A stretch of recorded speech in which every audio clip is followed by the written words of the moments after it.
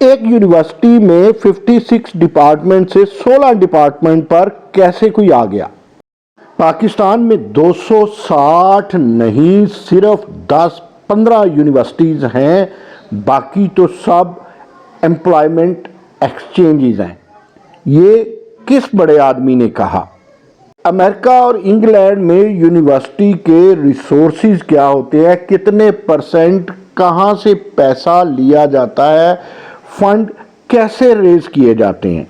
एक और big head का कहना है कि पाकिस्तान में दूसरे या तीसरे टीयर्स के वाइस चांसलर चुने जाते हैं, यानी उनका कहना है कि दूसरे और तीसरे दर्जे के लोग वाइस चांसलर बनाए जाते हैं जिनकी ना डेवलपमेंट है ना ट्रेनिंग है। ख़वातीनो हज़रात, मैं हूँ नईम मसूद। पिछले दिनों 2-3-4 बातें हायर एजुकेशन के हवाले से, यूनिवर्सिटीज़ के हवाले से सामने आई जो काबिल बयान हैं और काबिल गौर भी।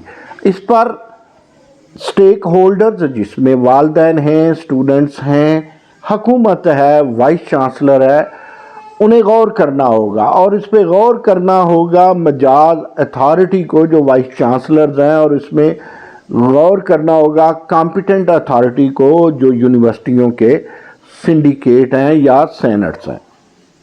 ख़वातीनो हज़रात, आपके लिए हैरान कुन होगा कि प्राइवेट सेक्टर के जहाँ कहा जाता है कि क्वालिटी एजुकेशन है, जिसमें यूएमटी शामिल है, जिसमें यूसीपी शामिल है, जिसमें और बड़ी बड़ी यूनिवर्सिटीज़ शामिल है, फिर ऐसी यूनिवर्सिटी जिसमें कॉमसेट है, आईबीए है, जो भारी भरकम फीस लेते हैं, इन अदारों में अगर आप देखें तो पर स्टूडेंट कॉस्ट कम है। और वो सरकारी यूनिवर्सिटियां जिनकी क्वालिटी एजुकेशन भी नहीं है, जहां सिस्टम भी ठीक नहीं है, वहां पर जो कॉस्ट पर स्टूडेंट है वो क्यों ज़्यादा है? आखिर इसकी वजह क्या है? क्या रिसोर्सेज और सोर्सेज ज़ाया जाते हैं? क्या मैनेजमेंट का फुकदान है? क्या उनके हिसाब किताब में गड़बड़ है? या उनसे हिसाब किताब, उनके फाइनेंस का कोई ऑडिट ही नहीं है? यही प्राइवेट यूनिवर्सिटीज़, यही यूनिवर्सिटीज़ जो जिन पे स्टूडेंट के हाँ कॉस्ट भी कम है, वो अपनी बिल्डिंग्स भी बनाती हैं, अपनी लैब्स भी बनाती हैं, और वो ऐसा कुछ कैसे करती हैं? इसमें पिछले दिनों president of UMT Ibrahim Hasan मुराद ने एक बड़ी खूबसूरत बात की कि अमेरिका में आप अगर देखें जो उनके फंड रेजिंग है, भले वो फंड रेजिंग किसी क्राउड से करे या वो अपने एंडोमेंट फंड्स जो हैं उन्हें जनरेट करे, बहरहाल वो 25% अपनी फंड्स का यूनिवर्सिटियां जो अमेरिकन हैं वो लेती हैं अपनी ट्यूशन फीस से। अगले 25% वो जनरेट करते हैं अपने एंडोमेंट फंड से, और फिर 25% जो है वो कलेक्ट करते हैं मुख्तलिफ रिसर्च वर्क से, अपने पेटेंट से। तो ये हो गया 75%, और 25% उन्हें फेडरेशन से मिलता है। ये है यूनिवर्सिटियों का आप देखें मामला कि वो कैसे फॉरेन में या तरक्की याफ्ता ममालिक में अपनी मैनेजमेंट करते हैं। एक सवाल के जवाब में साबिक एचईसी के चेयरमैन जनाब डॉक्टर तारक बनौरी ने कहा, यह सवाल कहाँ हुआ?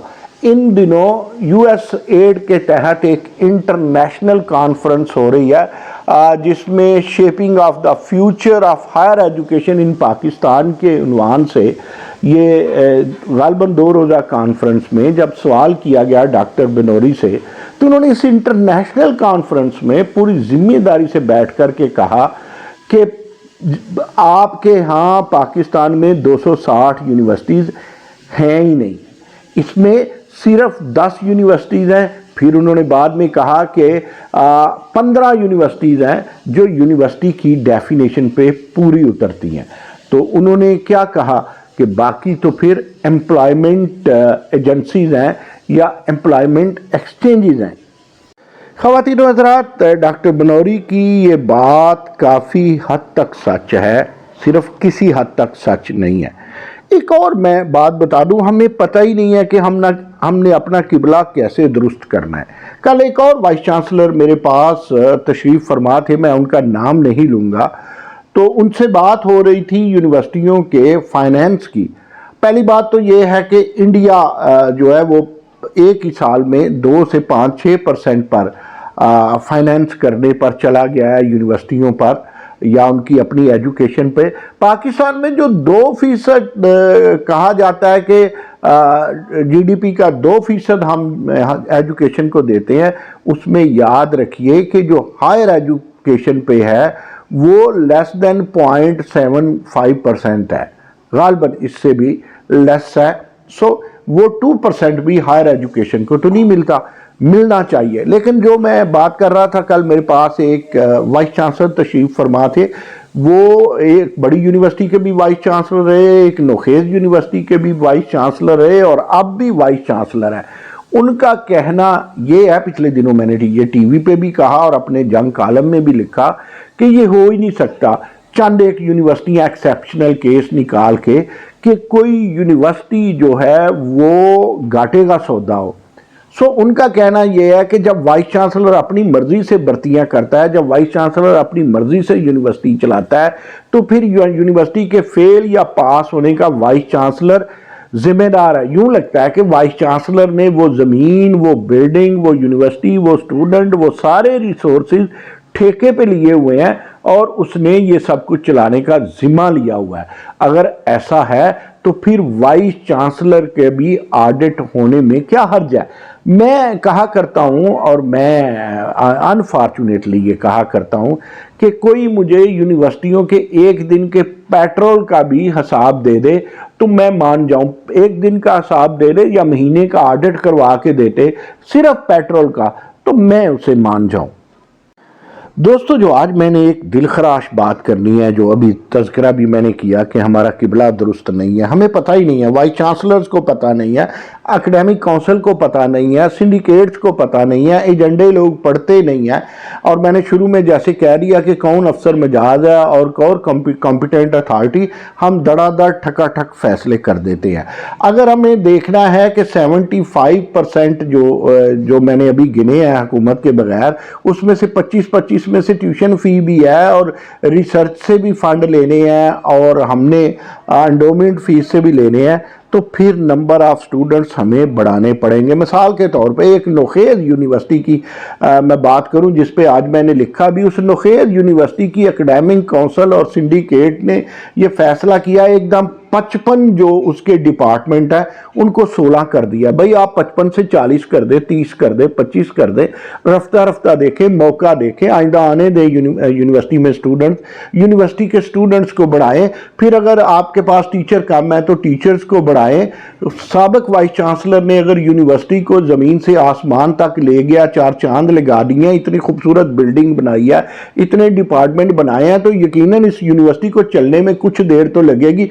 جمعہ 8 دن ہوئے ہیں اس یونیورسٹی کو بنے، اور یہ یونیورسٹی بھی اس ایکٹ کے تحت ہے جس میں پرو چانسلر یعنی وزیر ہائر ایجوکیشن چیئر کرتا ہے اس کے سنڈیکیٹ کو۔